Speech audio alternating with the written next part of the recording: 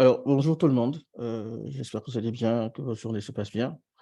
Alors, aujourd'hui, nous allons parler principalement de state management, pas de state management, qu'est-ce que je suis en train de dire là? On va plutôt parler de custom paint et on va étudier ce que c'est un custom paint, comprendre ce que c'est, essayer de coder quelque chose avec pour voir ce qu'il offre comme possibilité. Alors, avant de parler de ça, qu'est-ce que c'est un custom paint? Bon, je me présente déjà. Mon nom, c'est Dadja Mathias Ovasu. Je suis développeur mobile, depuis quelques années maintenant.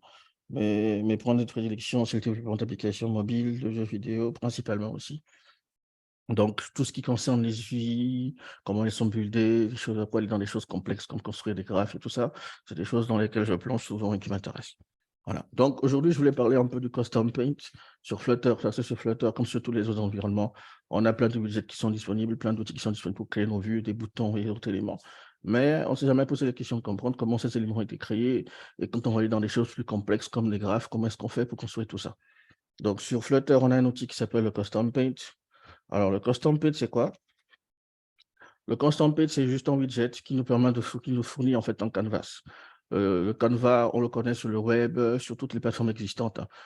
On a un canvas sur lequel on build nos UI. Le canvas, c'est l'élément de base sur lequel toutes nos interfaces graphiques sont construites. On dépend de ça vraiment pour construire tous nos boutons, tous nos environnements, toutes nos fenêtres sont construites sur un canvas. Donc, le canvas sur Flutter, le custom paint sur Flutter vous fournit un canevas qui vous permet de dessiner différentes formes et différentes shapes que vous voulez, d'aller sur des formes plus complexes. C'est avec lui qu'on peut dessiner par exemple des graphes. Quand j'utilisais des librairies comme Syncfusion par exemple Graph, on représente des graphes complexes avec des axes sur X et sur Y. C'est grâce au custom paint qu'on fait ce genre de choses-là. Aujourd'hui, ce que nous voulons faire, c'est principalement étudier comment fonctionne un custom paint, ce qu'on peut faire avec. Voilà. Alors, le widget en lui-même vient, il vous propose trois paramètres, hein. Le painter qui représente une sous-classe en fait qui représente en fait une classe qui hérite du custom painter. Le custom painter, c'est justement la classe qui va nous permettre d'avoir accès au canevas et de dessiner réellement dessus. Vous avez aussi un child, le child où on peut afficher n'importe quel genre de widget disponible sur Flutter. Et vous avez ce qu'on appelle le foreground painter.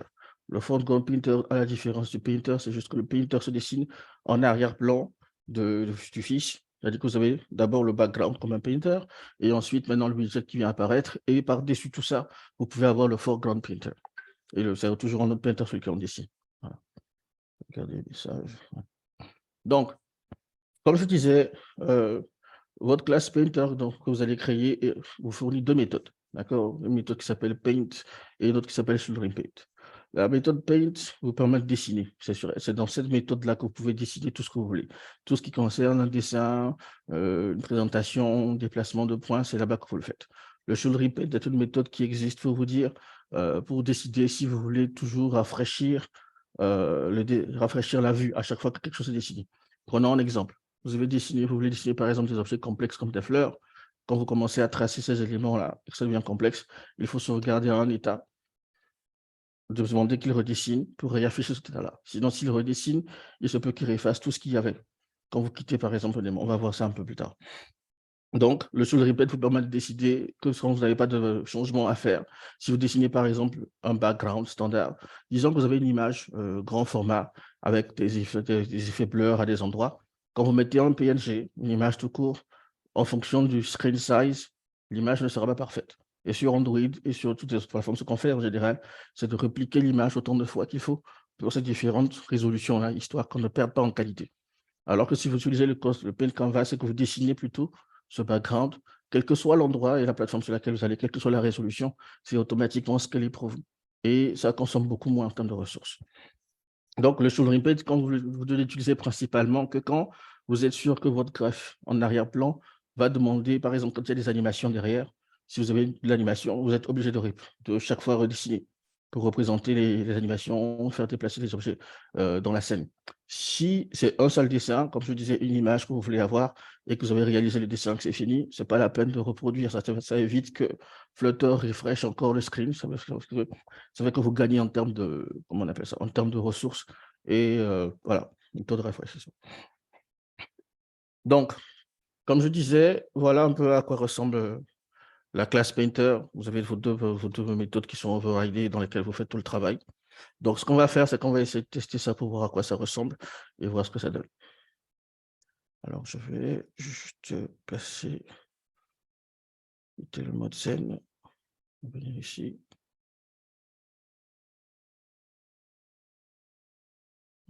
Passer ça.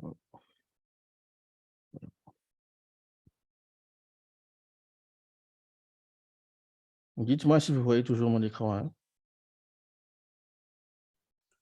Si, on voit toujours ton VS Code.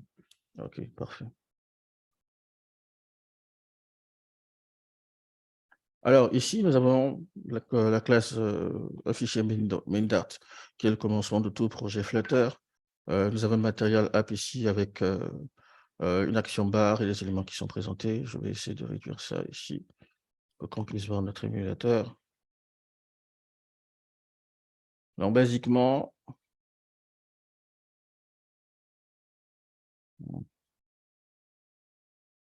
vous allez construire tout ça, vous allez avoir juste un background avec une couleur, noire et à l'intérieur, on a fourni un custom paint. Le custom paint, on a hérité, on a passé en paramètre, un first test painter qui va être la classe sur laquelle nous allons travailler pour faire, tous nos dessins. Alors,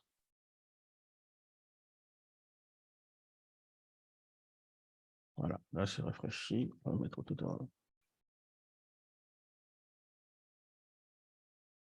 avant de commencer à travailler sur cette carte, on va présenter un peu comment les coordonnées sont représentées, heu, sur votre écran. Considérez que le carré bleu ici représente votre smartphone. Donc, votre repère orthonormé commence en haut à gauche. C'est-à-dire qu'en haut à gauche de votre écran, vous êtes en 0, 0. Et ici, vous avez l'axe X et vers le bas, l'axe Y. Donc, en positif, c'est ici et ici. Plus vous avancez, plus ça monte, plus vous descendez, plus en Y, ça monte. Donc, vous avez 0, 0 là. Ici, vous avez la largeur complète, qui est le width, et puis point 0, largeur complète, hauteur complète, largeur 0, hauteur complète. Donc, quand vous voulez dessiner vos éléments ici, supposons que vous voulez faire, vous voulez créer un point ici, par exemple, on peut supposer que ce point a un quart sur la largeur, d'accord? Et puis, ici, on va considérer que c'est à 1/5 sur la hauteur, par exemple. Donc, si on veut dessiner ce point, on va utiliser une classe qui s'appelle offset. Faire ça. On va créer par exemple un point, on va créer notre point, va, point, égale offset. Et le offset en largeur, on va le mettre comme la largeur. Donc, on va prendre le type size en width divisé par 4, parce qu'on dit qu'il a 4. Et sur la hauteur, on va faire la même chose. Divisé par 5. Alors, maintenant, si on veut dessiner sur notre Canva, on doit appeler le Canva et on a des méthodes qui existent. Vous avez plein de méthodes comme le Draw Act. Nous, on veut dessiner un point, donc on va dessiner un rectangle. Donc, on va mettre un rectangle, on va mettre rectangle, point, from.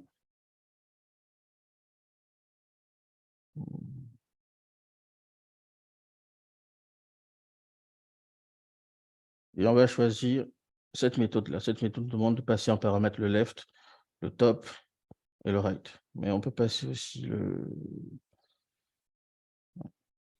size, point. En left top, on a dit que notre point commençait où? Notre point commençait à un quart sur la largeur et à 1/5 sur la hauteur. D'accord? Donc, on va passer en largeur, c'est 8 divisé par 4.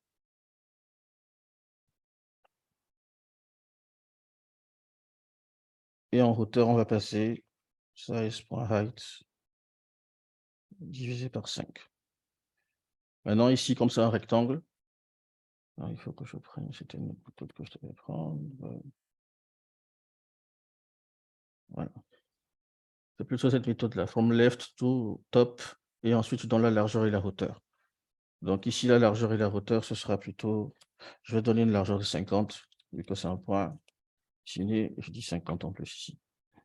Alors, pour dessiner ce point, il faut que j'ai un objet paint. L'objet paint va me permettre de définir en fait la couleur, la taille du point, le stroke width, tout ce qu'on veut. Donc ici, j'ai déjà créé les éléments. J'ai déjà créé, si vous regardez bien ici, vous allez voir, un fill paint, c'est un paint avec une option où on remplit, et ici on trace plutôt une ligne. Donc je vais choisir le fill paint par exemple, et quand je vais refresh, on va essayer de voir ce qui se passe sur notre device. Quelle couleur est-ce qu'on a mis? On a mis le rouge. Hum,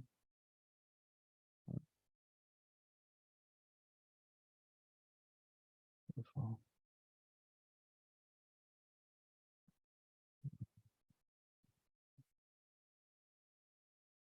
voilà.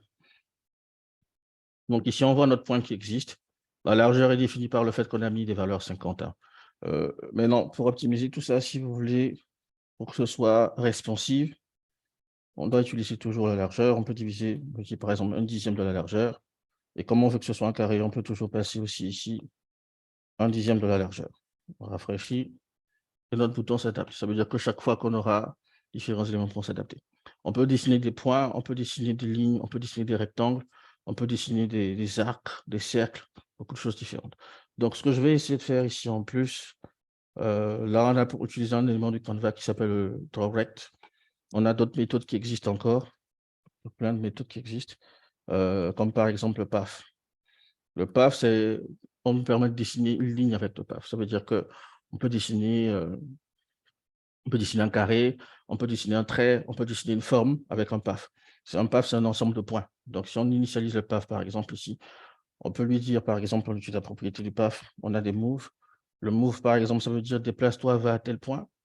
Donc, une autre façon de représenter ça, ça veut dire ici qu'on va aller à 1/4 de la largeur et ici à 1/5 de la hauteur. D'accord? Donc, vu qu'on est déjà placé à ces points, ce qu'on veut faire, c'est qu'on veut faire la différence. On veut pouvoir voir le trait à côté de notre élément. Donc, ce que je vais faire, c'est que je vais rajouter une différence pour qu'il y ait une marge entre ces deux points, entre ce point principalement et le point de départ de la ligne et le point de départ de notre ligne.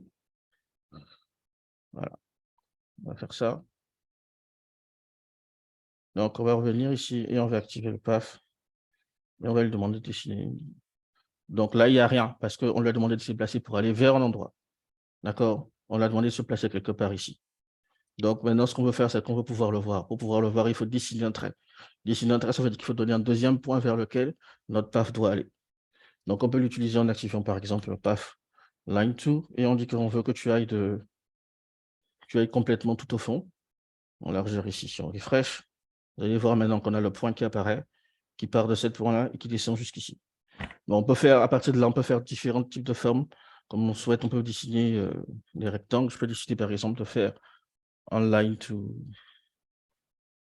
Je reste là par exemple, divisé par 4. Là, je vais faire divisé par 5. Et puis je lui dis que je veux que tu ailles ici. Je vais dessiner un rectangle qui va ressembler à ça. Donc on va partir ici, on va aller sur la droite. Donc quand on part sur la droite, on est presque à 4/5 sur le côté droit. Et ici, on va dire, ici on va multiplier ça par exemple 0,8. On va rester sur la hauteur, on va garder la même hauteur qu'on avait ici.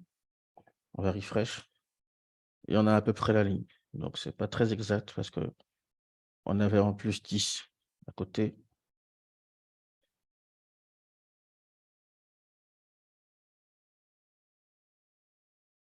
Voilà. Et ensuite, on va dessiner une deuxième ligne. On va dire qu'on veut descendre un peu plus bas. Pour descendre un peu plus bas, on va travailler sur la hauteur. La largeur va rester pareille. La hauteur, on va changer. On va aller par exemple à 0,8 à 80% de la hauteur.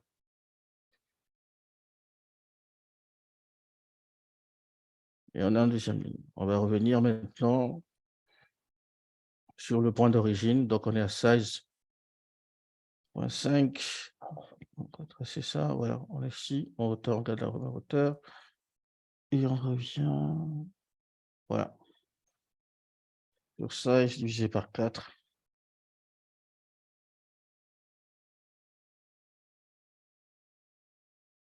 ici, plus 10. Voilà. Et à partir de là, maintenant, on revient. Pour revenir, il faut boucler cette ligne. Il y a deux façons de faire. On peut soit définir encore en line to et aller directement à l'élément, ou on peut juste dire qu'on veut fermer le path. Et quand on dit qu'on veut fermer le path, qu'est-ce qui se passe? Il va prendre le dernier point et le connecter avec le premier point d'origine où on a commencé. Donc, quand on va faire refresh, vous allez voir que justement, ce qu'il a fait ici, il a recollé ça avec cet élément-là ici. Alors, jusqu'ici, tout le monde suit, hein, je pense que c'est bon pour tout le monde. Donc, je disais qu'on peut dessiner des choses comme des graphes. Si vous avez des questions, n'hésitez pas à activer le micro, s'il vous plaît, parce que je ne suis pas en train de voir le chat en même temps. Posez vos questions si vous en avez. Voilà. Donc, basiquement, on veut dessiner, par exemple, essayons de dessiner un graphe. Donc, je vais choisir une autre couleur ici. Et je vais créer un painter différent. Donc, je vais dire que je veux avoir un autre painter. Je vais l'appeler graph painter. Et je vais lui donner, je vais utiliser mon outil paint, je vais lui donner une couleur. Donc, je vais faire ça.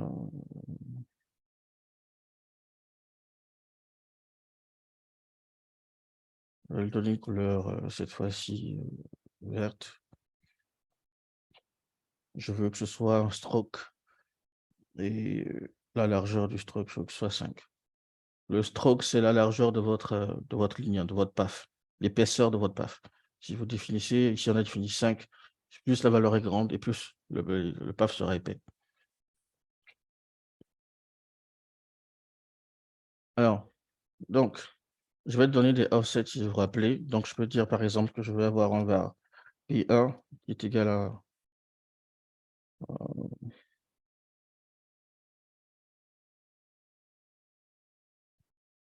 offset, je donne le paramètre, je vais dire que je vais commencer au milieu, notamment je vais essayer de faire prendre une autre couleur ici pour vous montrer un peu. Non, ça c'est comme ça. Je vais essayer de faire un graphe qui part de ce point vers ce point et qui revient ici. Donc ici on a un premier point, on a un deuxième point ici et on a un troisième point là. Donc P1 ici c'est 0 parce qu'on est sur x à 0, virgule la largeur, la hauteur plutôt divisée par 2. Et en P2 ici, on a une largeur divisée par 2 et la hauteur ici est égale à 0. Ici, on a largeur complète, virgule, hauteur divisé par 2 comme offset. Donc voilà nos 3 points. On va revenir sur le schéma et on va créer le premier point. Le premier point, on a dit qu'il commence en largeur, donc en size.width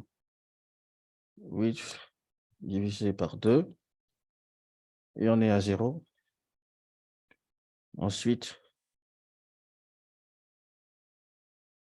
notre second point P2 va en size, ouais. Et ici, on reste à 0. Et on va ensuite en phase P3. Le P3, il a largeur et en size, height divisé par 2. À partir de là, on peut avoir maintenant un nouveau chemin qu'on veut tracer, on veut utiliser. On va faire path, move to. On va mettre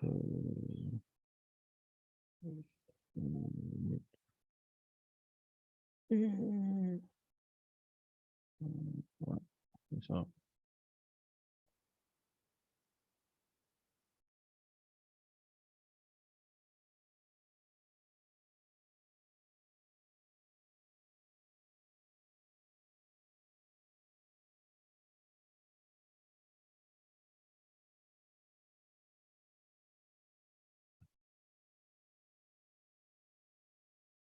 Alors,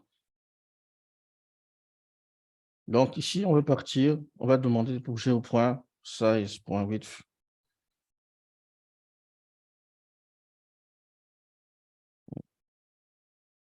Non, ici, on avait dit que le size était à 0 et c'était la largeur divisée par 2. On a confondu. Voilà. Donc ici, on commence plutôt à 0.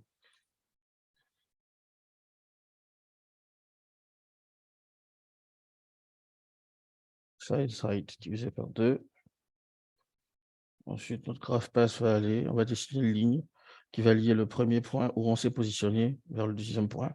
Le deuxième point, c'est en size width divisé par 2. Et on est en hauteur sur Y, on est à 0. Et notre troisième point, il est en size width. Voilà. Et à partir d'ici, on va encore appeler une fonction qui s'appelle sur le Canva. On va lui demander de dessiner un path. Et le path qu'on veut dessiner cette fois-ci, voilà. Path. Et on va lui passer le path painter.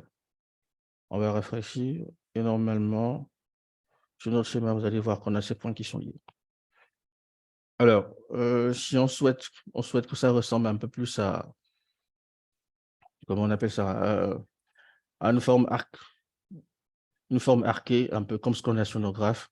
Si on veut avoir, je vais dire quelque chose comme ça, on va avoir quelque chose comme ça, qui lie ces points-là, comme on connaît pour nos graphes, on va des nivelations de ce genre ou d'autres. On va utiliser une méthode qui s'appelle le quadratique Bézier. Le quadratique Bézier,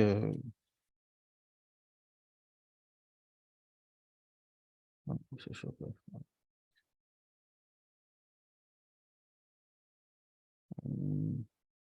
Voilà.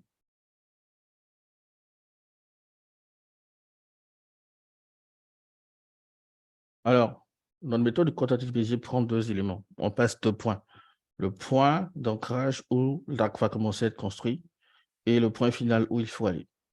C'est-à-dire que ici, c'est en P1 et c'est en P2. Ce qui veut dire qu'on doit se positionner d'abord en P1, en P0 plutôt, ensuite aller définir l'arc vers P1, et là, il va dessiner une courbe qui va rejoindre ce point-là, et ensuite la destination finale, et la courbe va continuer vers le deuxième point ici. Dans notre cas ici, le premier point, c'est celui-ci. D'accord, nous avons bougé ici, donc le premier point, c'est là.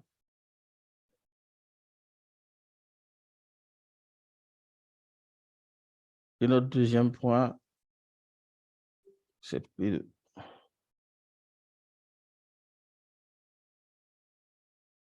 On va prendre un virgule et on va commenter cette ligne, parce qu'elle n'a plus besoin d'être. Quand on regarde, vous avez votre courbe qui est dessinée là. Jusqu'ici, c'est bon pour tout le monde? Tout le monde comprend? Ou il y a des questions?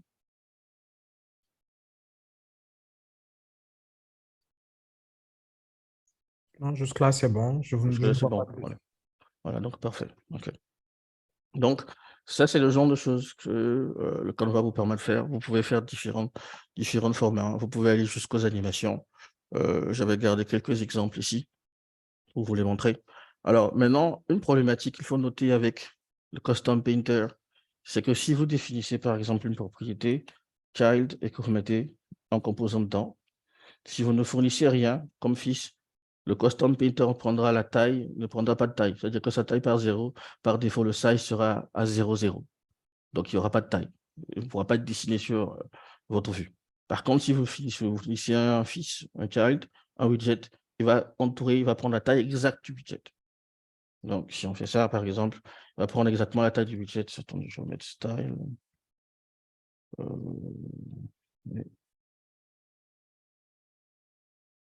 Texte style pour qu'on puisse voir le texte.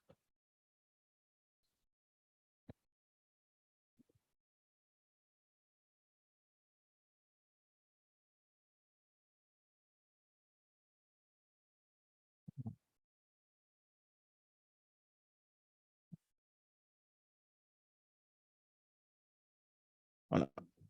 Donc, vous allez avoir des behaviors bizarres comme ça, comme vous voyez. Ce n'est pas normal parce que le custom page, le black, par exemple, ce n'est pas exactement celui-ci. Je vais retirer, c'est l'argent que j'ai fourni là. Je vais mettre juste un size box à la place. Donc vous allez voir que justement, ce qu'il a fait, c'est que c'est réduit et c'est exactement juste la taille du texte qui a été prise en compte. Ce qui veut dire que si je viens là et que je crée un élément, comme un container par exemple,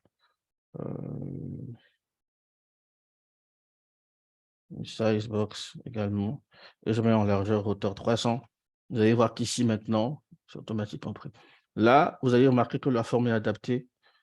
Ce qu'on va faire, c'est qu'on va mettre une couleur sur le background pour que vous puissiez voir, que vous soyez sûr que c'est exactement ce point qui est pris en compte.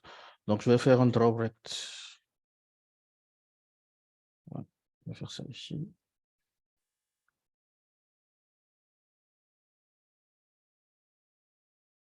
Je vais dessiner un rectangle.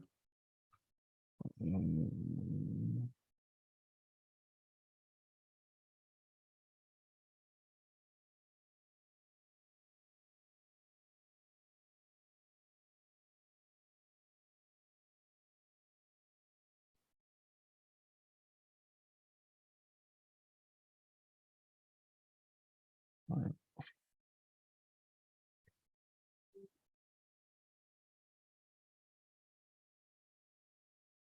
Et je vais dire que tu commences en 0, 0.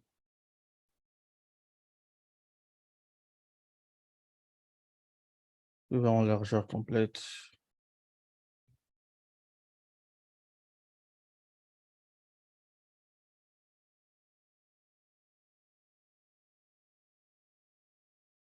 Voilà.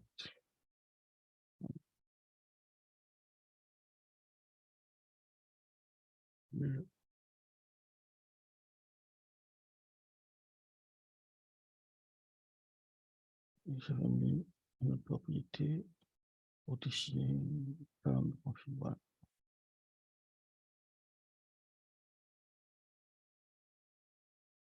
Ok. Et on va mettre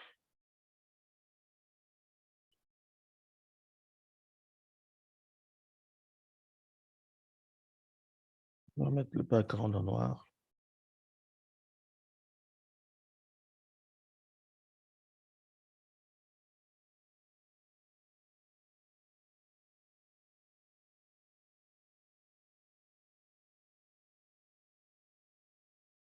Voilà.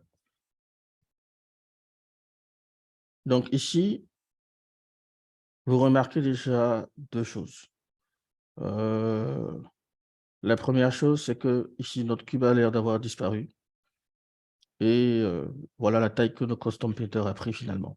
Donc, comme je vous disais, la taille du custom painter, elle embrasse en fait la taille de votre fils à l'intérieur du custom painter. Mais une façon de forcer le custom painter à avoir une size différente, c'est de lui fournir ici un objet size. Vous fournissez une largeur, une hauteur par défaut. Donc, vous pouvez forcer sa size ici. Mais en général, si vous faites ça, il faut vous assurer aussi que quand vous êtes dans vos interfaces, pour que ce soit bien responsive, vous devez utiliser des composants comme un layout builder. On va voir à quoi ça sert le layout builder. Donc, si on revient ici, la première erreur, c'est que on a un cube qui était présent ici au-dessus de ce rectangle-là qui n'apparaît plus. Il y en a notre background qui est dessiné. Et ça, c'est justement à cause de l'ordre. C'est-à-dire que ça veut dire que notre background ici a été dessiné au-dessus. Le rectangle a été dessiné d'abord et ensuite on a dessiné le grand rectangle noir. Pour corriger ça, on doit revenir ici et trouver la méthode qui nous permettait de dessiner le cube.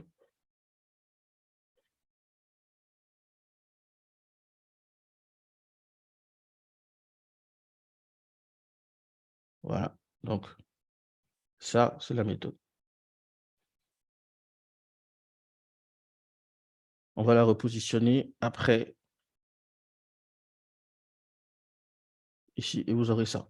Donc, l'ordre ici est important. Dans le dessin, le dernier élément, le premier élément sera superposé au précédent et ainsi de suite. Donc, il faut considérer l'ordre quand vous travaillez aussi. Aussi, un deuxième point que je voulais souligner aussi, c'est que vous avez remarqué que le paint, par exemple, pour le rectangle, le petit rectangle, il est plein, alors que pour les autres, c'est des lignes. La différence est basée sur le fait que vous avez stroke et fill. Pour une raison spécifique, quand vous mettez fill, c'est pour dire on remplit la zone. C'est pour ça qu'on a le background ici. On a le background qui est en noir et qui est rempli. On pouvait décider de changer sa forme et de dire qu'on ne voulait pas que ce soit rempli. Et on voulait que ce soit plutôt une ligne.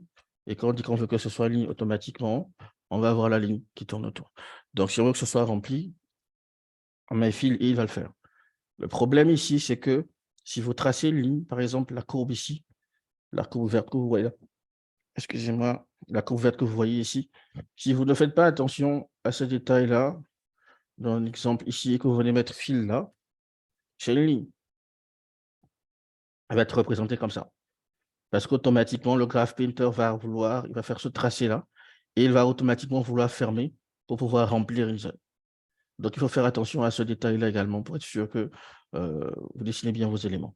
Le second point que je voulais souligner aussi, c'est que vous pouvez tracer des lignes. Par exemple, on va essayer d'en faire une pour que vous puissiez voir. Final Graph Cal.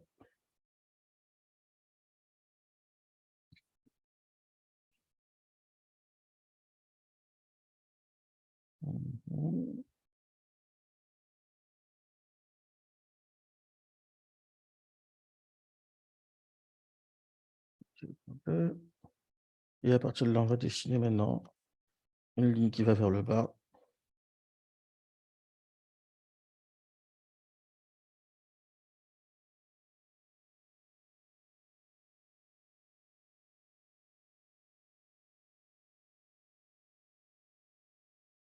On va faire Canva, OneDraw, paf, et on va passer elle, paf. Utiliser également Graph Painter. Quand on va rafraîchir, ouais, j'ai oublié le plan virgule. Vous allez voir qu'il n'y a pas de ligne qui existe ici. La ligne n'existe pas parce que notre Painter doit être rempli. Comme c'est un arc, comme pour le précédent schéma, on avait un arc. Et parce qu'on a eu l'arc, automatiquement, le graphe a fermé, le Painter a fermé, le Painter a fermé, donc il est parti de ce point vers ici, et il a rempli l'intérieur. Mais quand on n'a qu'une seule ligne, on ne peut pas remplir une ligne. Donc techniquement, on ne dessine rien. Donc pour corriger ça, vous devez revenir sur le Graph Painter et vous changez la valeur par stroke. Là, vous avez une ligne. Et comme ça, tout pourra apparaître correctement. Vous avez vu notre ligne? Elle existe là. Donc, pour que ce soit plus visible, ce que je vais faire, c'est de la remettre. Ouais. Je vais la mettre en haut, comme ça, ce sera plus simple. Voilà, 8 divisé par 2. Et là, on va aller en 0. Voilà. Donc, si je remets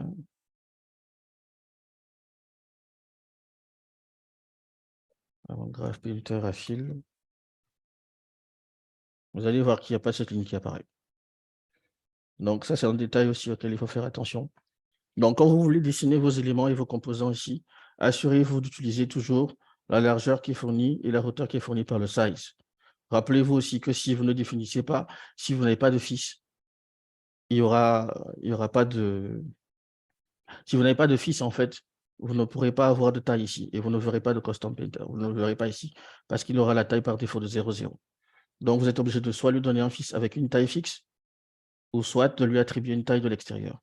En général, quand vous construisez une librairie, quand vous faites un composant que vous voulez réutiliser partout et que vous voulez être sûr d'être optimisé, d'avoir une taille qui convient et un schéma qui convient partout, ce que vous faites, c'est que vous utilisez un composant qui s'appelle le Layout Builder. Donc, on va retirer ça.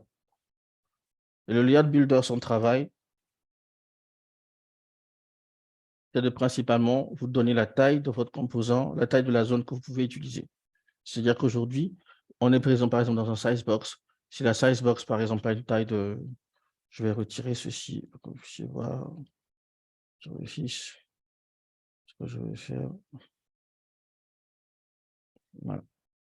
Et ici, on va lui dire que le custom paint doit prendre la size qui convient à la contrainte qu'on a dans notre layout builder. Donc, le layout builder va embrasser la taille qu'il peut embrasser dans le composant où vous l'avez mis. On va prendre le maximum de largeur, ensuite maximum hauteur. Et à partir de là, si vous définissez ici une size pour votre composant, il s'adapte. Si vous changez et que vous mettez par exemple 200, il s'adapte également. Si vous mettez 100, il s'adapte. Donc, à partir de là, votre custom painter existe. Vous pouvez aussi ajouter, on va faire un exemple, on va mettre un texte, on va vouloir centrer le texte. Donc, je vais faire center,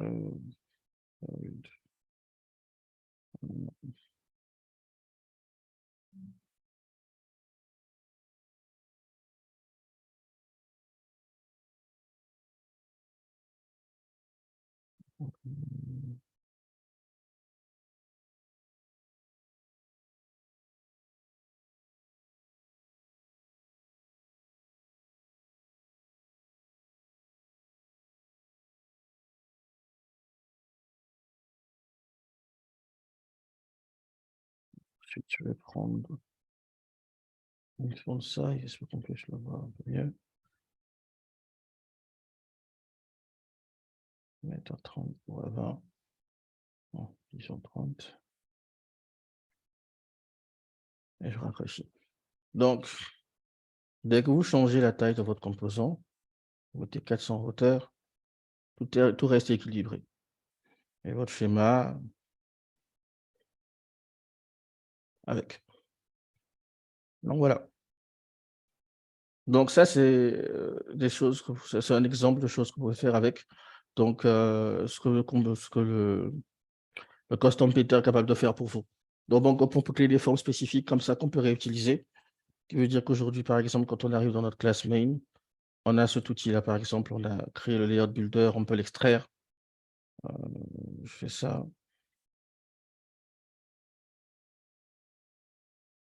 Je peux l'extraire, en faire un widget. Et puis, par exemple, je crée un composant que j'appelle un stack.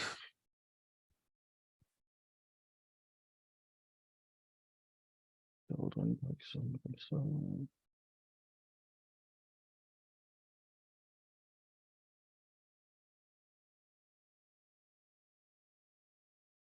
Et dans la première position, je lui dis que je veux qu'il remplisse le background.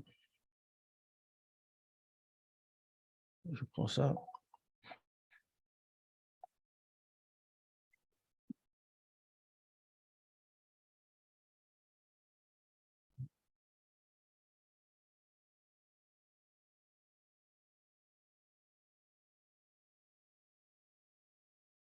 Et ensuite, je veux dessiner par-dessus,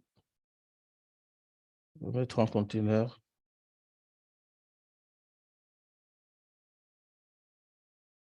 Avec une largeur, une couleur. Par exemple. Et là, vous pouvez voir, on a déjà quelque chose.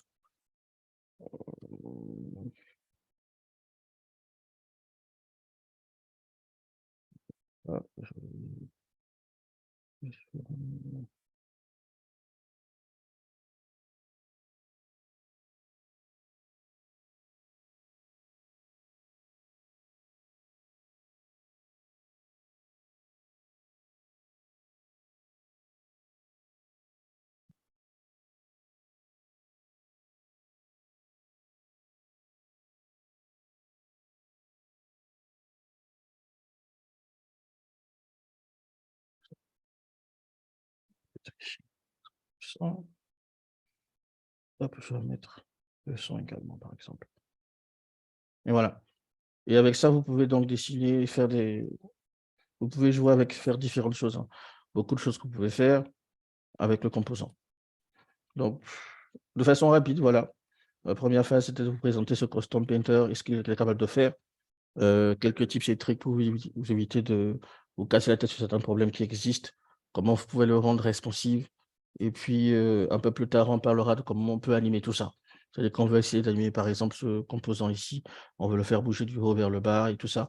Et tout ça reste intuitif et on peut l'utiliser. Voilà. Donc, si vous avez des questions, n'hésitez pas. Merci.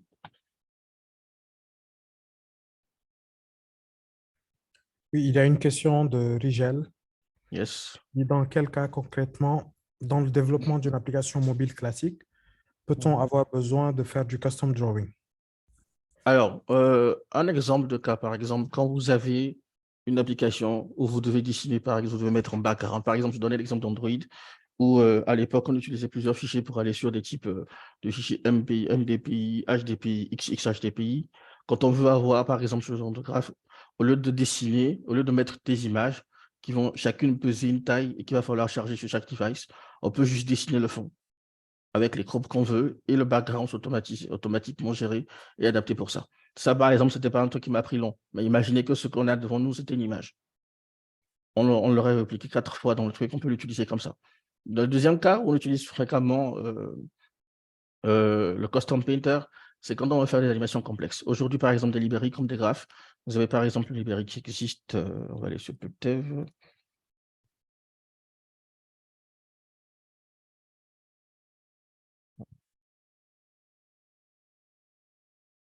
Je cherche un truc de graphe. En graphe. Vous voulez dessiner un repère autonomé comme celui-ci, par exemple. À l'époque où je travaillais avec Africrea, on avait eu un souci, où on avait une sorte de graphe qui ressemblait un peu à ceci, mais avec certaines particularités, et il n'existait pas de composants en fait sur Flutter pour réellement le faire. Donc il y avait des graphes, il y avait des éléments qui s'étaient apportés en plus, que le designer avait apporté en plus qu'il fallait faire, qui n'existait pas techniquement pour ça.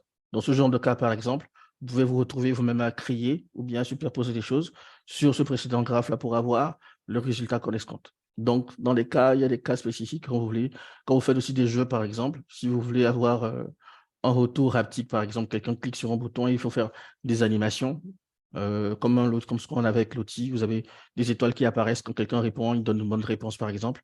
Un custom painter peut faire l'affaire. On peut, par exemple, utiliser, déterminer le point où on veut, lancer l'animation, parce que l'utilisateur a cliqué dessus, et à partir de là, maintenant, on lance un sparkling. On lance un ensemble d'étoiles qui apparaissent et qui disparaissent en même temps. Ça, c'est les genres de situations dans lesquelles on peut utiliser un custom painter. Voilà.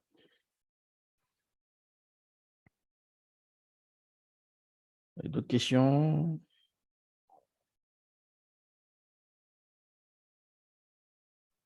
Non, pour le moment, il n'y a pas de questions. Pas de questions. OK. Donc, j'espère que la présentation a été... Donc, il n'y a pas de questions, c'est que c'était bien compris. Hein. Donc, parfait. N'oubliez pas que le Canva vous permet de faire beaucoup de choses. Hein. Vous avez plein de méthodes qui sont disponibles à vous. On n'a pas tout testé. Vous avez plein de méthodes que vous pouvez utiliser qui sont disponibles. Et quand ça devient plus complexe, vous pouvez utiliser juste les PAF. Vous pouvez utiliser les PAF pour dessiner toutes les formes que vous voulez, tous les genres de background que vous voulez.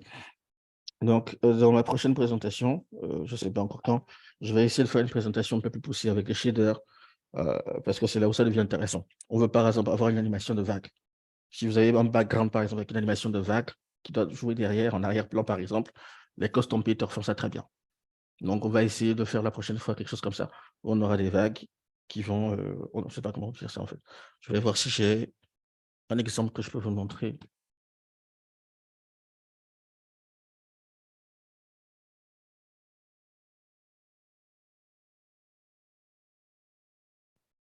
Voilà. Le but, ce sera d'avoir quelque chose comme ça, mais avec ceci qui est animé. Donc, vous allez avoir les vagues qui sont animées automatiquement. Même ce texte-là, si c'est possible, on va aussi essayer de l'animer si on a le temps. Voilà. Donc, je vous remercie.